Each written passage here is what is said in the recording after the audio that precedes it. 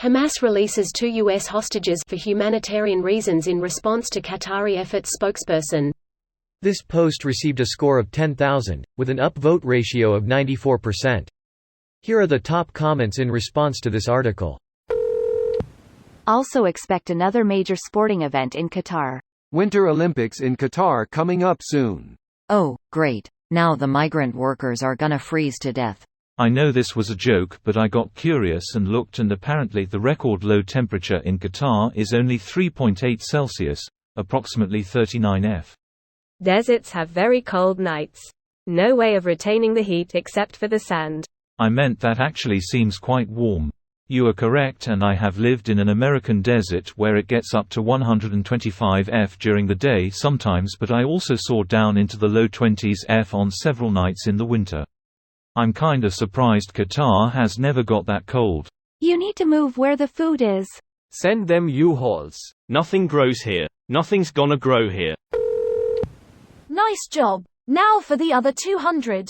Humanitarian group Hamas is going for the Nobel Peace Prize for releasing 2 out of 200 hostages after slitting the throats of dozens of children and killing hundreds others. They also win the award for most hostages released in 2023. And also for most hostages killed in 2023. There were quite a few who were taken hostage and then murdered a few minutes later. They probably didn't mention they're still holding 10 more hostages that are from their family as well, of the 2 that were released. Is that so they won't speak about how they were treated? Of course. Hamas releases 2 U.S. hostages for humanitarian reasons. That's a funny name for a carrier strike group.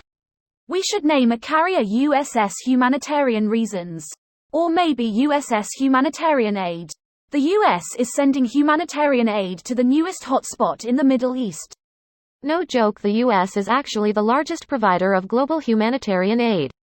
Out of the G7 agreement, US covers half of the world's food costs, and makes region-specific items like halal, kosher MREs, and has covered something like over 50% of all nation food aid programs almost every year since the 50s. We basically dwarf everyone in food aid as much as we do in military spending. God bless America. We released 2 people to prove we aren't terrible. But we're keeping the other 200, including the babies. There are still 9 other Americans held as hostages. These 2 were likely in the worst condition, and therefore released as lip service, to try and show they're willing. They're not scared of the US, or they'd release them all. They likely just didn't want them dying on their hands like others probably have, and thought best use them while they're useful. No, they were probably in the best condition for the PR, oh look, they are fine. Also, there are more hostages from the family, so they can't really talk about it anyway or risk their loved ones. This video was automatically created by Reddit to speech. The article and comments in this video were selected from Reddit according to their upvotes, and any paraphrasing was performed by smmry.com, without any human intervention.